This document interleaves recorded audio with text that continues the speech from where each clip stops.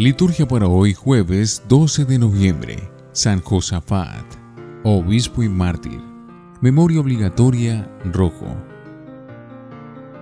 San Josafat. San Josafat nace en la Iglesia Ortodoxa en el año 1580, pero muy pronto se une a la Iglesia de Ucrania, ligada con Roma. En 1607, consagrado como obispo de Polotsk, se entrega sin reservas al servicio de su pueblo. El éxito de sus trabajos apostólicos provoca contrariedades por parte de los enemigos de la Iglesia Católica. En Vitebsk, en el transcurso de una visita pastoral, muere asesinado en el año 1623.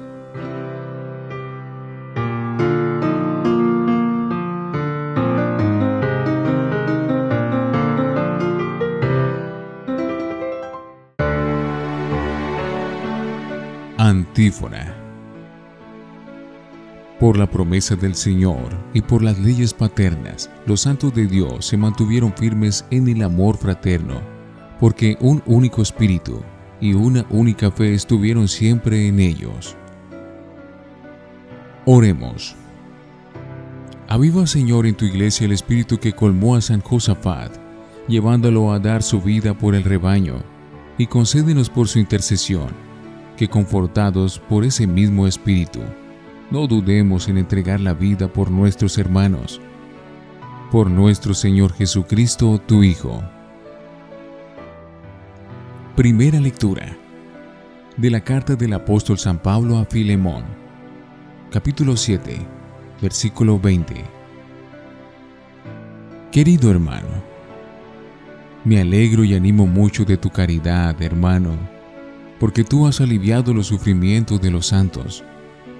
Por eso, aunque tengo plena libertad en Cristo para mandarte lo que conviene hacer, prefiero rogártelo apelando a tu caridad.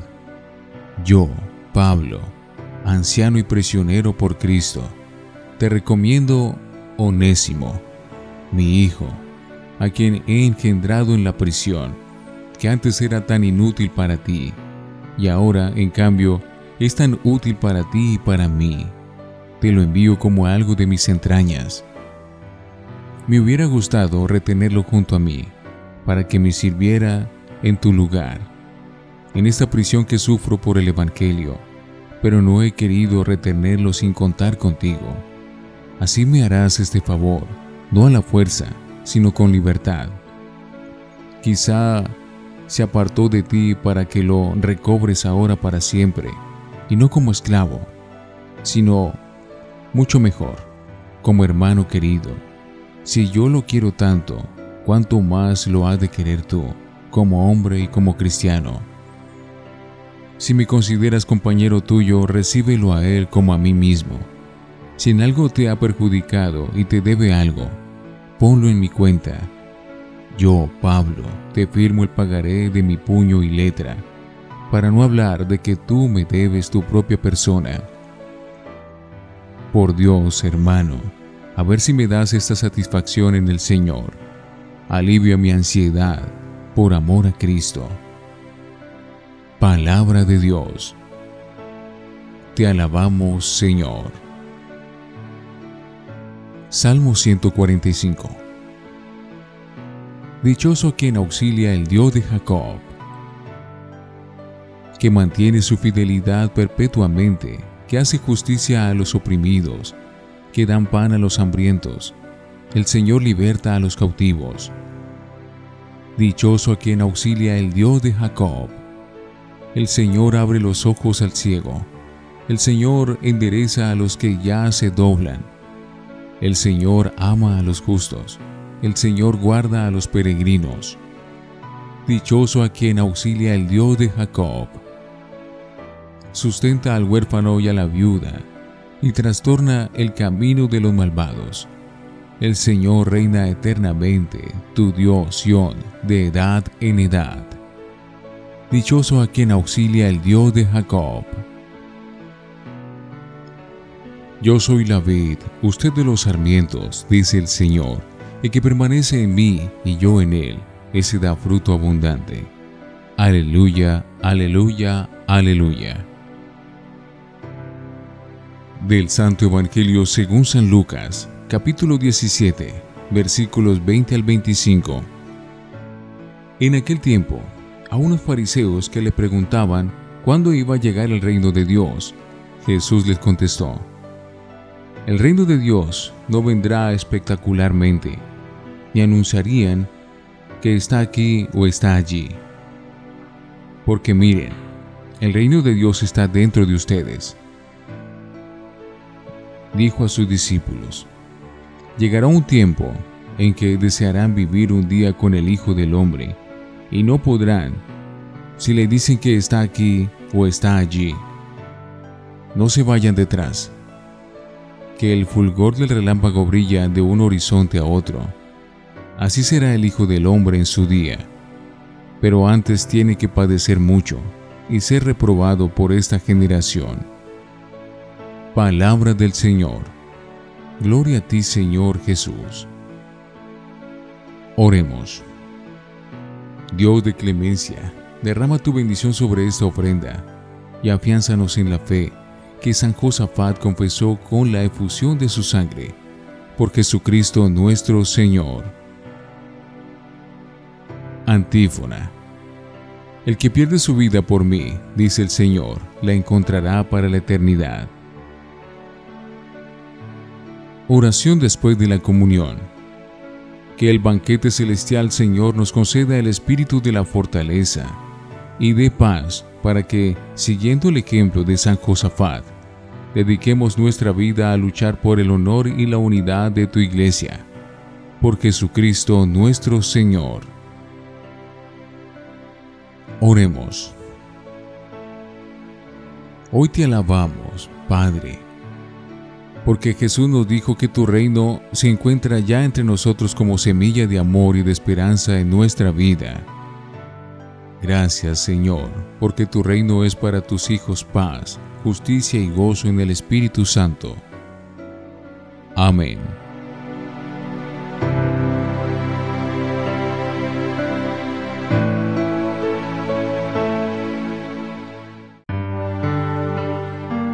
Para meditar.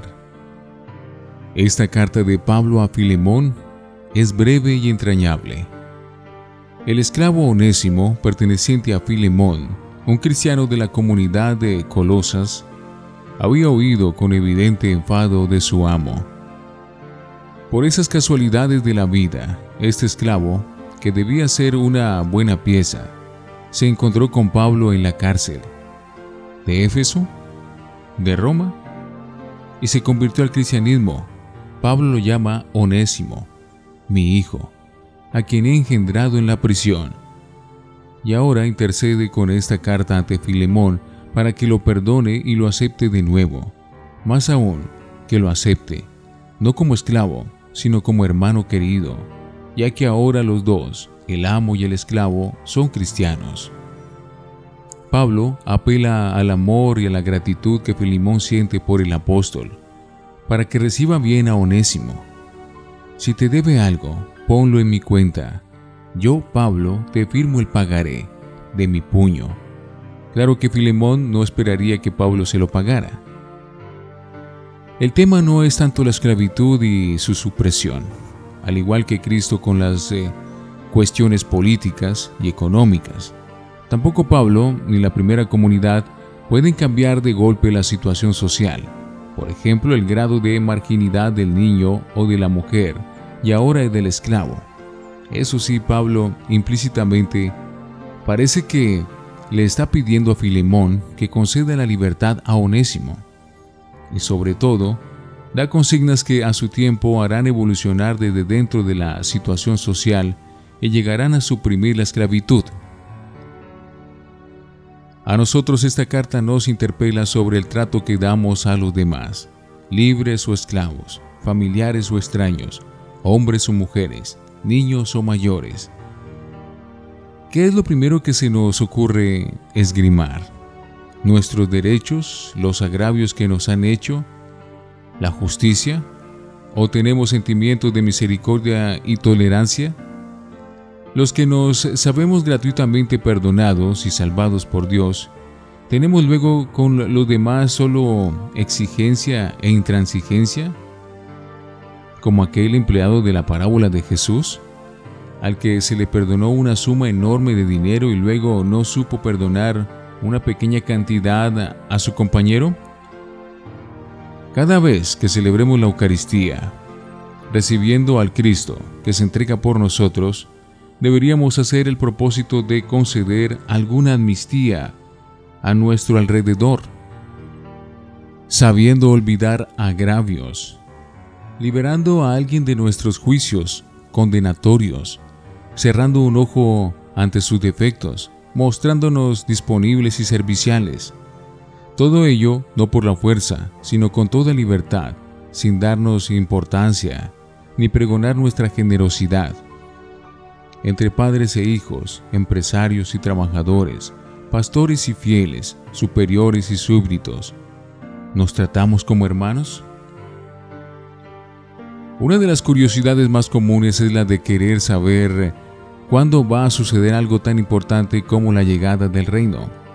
Es lo que preguntan los fariseos, obsesionados por la llegada de los tiempos que había anunciado el profeta Daniel. Jesús nunca contesta directamente a esta clase de preguntas. Por ejemplo, a la que oíamos hace unos días: ¿cuándo se salvarán? Aprovecha eso sí para aclarar algunos aspectos. Por ejemplo, que el reino de Dios no vendrá espectacularmente y que el reino de Dios está dentro de nosotros.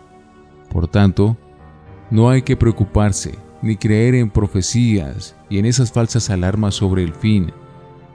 Antes tiene que padecer mucho. El reino de los cielos nuevos y la tierra nueva que anunciaba Jesús no tiene un estilo espectacular. Jesús lo ha comparado al fenómeno que actúa en lo escondido, a la semilla que es sepultada en tierra y va produciendo su fruto. Rezamos muchas veces la oración que Jesús nos enseñó: venga a nosotros tu reino, pero este reino es imprevisible, está oculto, pero ya está actuando en la iglesia, en su palabra, en los sacramentos, en la vitalidad de tantos y tantos cristianos que han creído en el Evangelio y lo van cumpliendo. Ya está presente en los humildes y sencillos. Bienaventurados los pobres, porque de ellos es el reino de los cielos. Seguimos teniendo una tendencia a lo solemne, a lo llamativo, a nuevas apariciones y revelaciones y signos cósmicos. Y no acabamos de ver los signos de la cercanía y la presencia de Dios en lo sencillo, en lo cotidiano. Al impetuoso Elías, Dios le dio una lección y se le apareció, no en el terremoto, ni en el estruendo de la tormenta, ni en el viento impetuoso, sino en una suave brisa. El reino está dentro de ustedes, o bien en medio de ustedes, como también se puede traducir, o a su alcance.